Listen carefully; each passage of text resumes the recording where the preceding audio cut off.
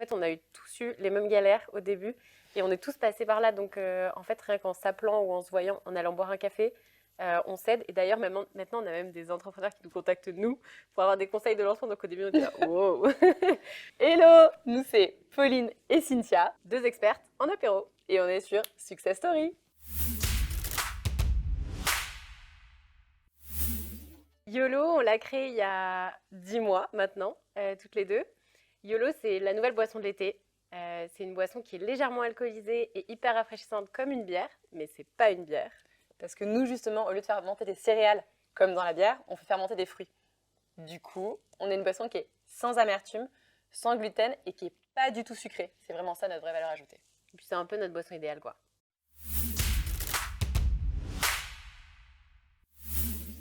Alors oui, on est des anciennes collègues, on a bossé chez Kronenbourg, deux petites meufs dans la bière.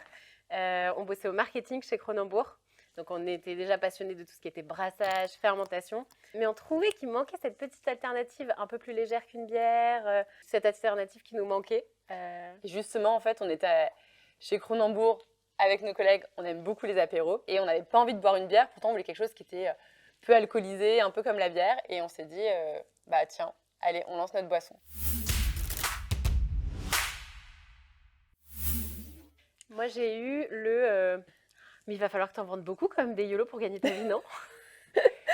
Moi, j'ai eu quand même mes parents, genre, mais tu vas quitter ton CDI dans un bon poste, dans une grosse entreprise pour monter ta boîte. Sachant que je venais d'acheter un appartement, genre, littéralement 2 mois juste avant.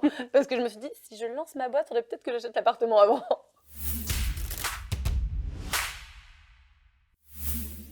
Alors, je ne sais pas pour toi, mais moi j'ai l'impression que j'ai eu le soutien depuis le début. Il y a le soutien, mais il y a quand même un peu les doutes parfois de certains. C'est un peu ce truc-là. On a le soutien, mais tout le monde ne comprend pas forcément. On a souvent la question, mais du coup, ça marche, YOLO? Mais ça veut dire quoi, ça marche? Et la plupart nous disent, est-ce que vous vous payez? Il y a ça, et je dirais, on était à une conférence la semaine dernière avec Camille Aumont qui disait, en fait, nos proches, on a besoin de leur soutien, mais ils ont pas forcément besoin, on n'a pas besoin qu'ils comprennent ce qu'on fait, on a juste besoin qu'ils nous soutiennent. Déjà, ils ont rencontré Pauline de mon côté, et du coup, ils se sont dit, ok, elle n'est pas en train de partir avec n'importe qui. Et du coup, je pense que ça les a rassurés de savoir d'où on venait, qu'on avait travaillé ensemble, qu'on se connaissait, qu'on était quand même des bosseuses. Ouais. Ils croient en nous, et donc du coup, ils nous soutiennent.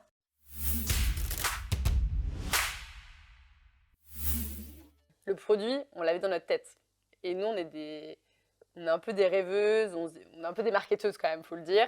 Du coup, nous, on s'est dit, bah, on va prendre des fruits, on va les mettre dans de l'eau, on va mettre des levures. Les levures vont manger le sucre et ça va créer une YOLO et ce sera très simple, ce sera naturel. Il n'y aura pas de produits chimiques, il n'y aura pas d'arômes, ce sera vraiment que des choses hyper naturelles. Ça, c'est la théorie. Ça, c'est la théorie. Et là, on s'est dit, on va trouver des gens pour nous aider, de femmes dans l'alcool, ça va essayer de soutenir, on va essayer de trouver une brasserie avec laquelle qui va vouloir travailler avec nous, on va co-créer la marque, eux, ils feront le produit, nous, on fera la boisson. Ça s'est pas passé comme ça, évidemment. On n'a pas réussi à trouver ces gens-là. Personne ne voulait travailler avec nous. On a essayé de brasser. On a essayé de brasser. Et d'ailleurs, justement, c'est catastrophe. En fait, là, on s'est pris, en fait, on s'est dit, bah, ok, personne ne veut travailler avec nous. Première étape, on va apprendre nous-mêmes à faire le produit. Donc, en fait, on a utilisé nos CPF, qui sont qui sont hyper intéressants, puisque du coup, ça permet de se former justement pour faire des nouveaux métiers. Il n'y a pas que des arnaques au CPF. Il n'y a pas que les arnaques au CPF où on reçoit.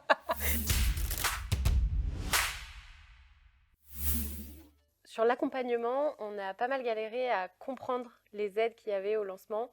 En fait, je trouve qu'il y a énormément de choses. Nous, on s'est dit 2 femmes entrepreneuses dans l'alcool. Il va y avoir plein de choses. Et en fait, il faut beaucoup chercher. Donc, je pense qu'on s'est pas mal débrouillé par nous-mêmes pour aller chercher les aides. Elles existent, mais c'est pas évident de les connaître. Donc, il faut pas mal aller chercher, aller sur des salons, Go Entrepreneur, par exemple. Il y a un côté, en fait, le projet. Déjà, je pense que travailler son projet en parallèle de son job, pour le construire, je pense que c'est ce que serait une de mes recommandations numéro 1. Et ensuite, effectivement, c'est un peu c'est la jungle, en fait. Parfois, tu as encore des fichiers à remplir, tu comprends rien. Enfin, c'est un peu comme les impôts, quoi. Tu as une fiche à remplir et tu n'es pas clair sur ce qu'il y a dedans et tu as un peu peur de mal le faire et de te dire, je vais pas avoir mon aide. Et du coup, il faut juste en discuter. Je pense qu'on peut mieux faire. On essaie quand même de faire mieux les choses avec des événements. Aujourd'hui, on voit les les salons Go Entrepreneurs, les savants BPI, mais même des éléments un peu plus petits, où en fait vraiment on peut discuter entre entrepreneurs à notre niveau, et en fait on se donne un peu des tips entre nous. Ouais, et ça fait gagner un temps fou en fait par rapport à ce que Cynthia disait du coup, de se rapprocher d'entrepreneurs, de se poser des questions entre nous. En fait, on a eu tous eu les mêmes galères au début et on est tous passés par là. Donc en fait, rien qu'en s'appelant ou en se voyant, en allant boire un café, on s'aide. Et d'ailleurs, maintenant, on a même des entrepreneurs qui nous contactent nous pour avoir des conseils de lancement. Donc au début, on était là, wow.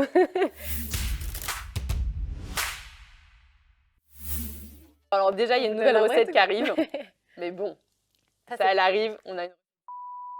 Et là, on a récupéré la bouteille. Et l'idée, comme on vous l'a dit, en fait, c'est de brasser des fruits et d'aller faire des choses aussi différentes et de casser un peu les codes de la boisson. Et du coup, on compte pas s'arrêter là et on va développer d'autres choses. On se dit qu'on essaye de révolutionner le monde de l'apéro adulte. En fait, on réfléchit comment est-ce qu'on va plus loin. Donc, il y a peut-être d'autres choses au-delà du lot qui sortiront.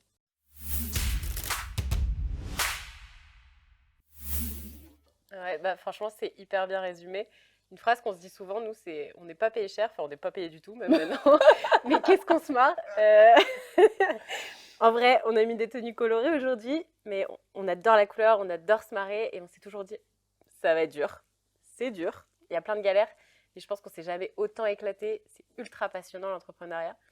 Et je pense qu'on n'a jamais été aussi heureuse que depuis qu'on a lancé YOLO, quoi.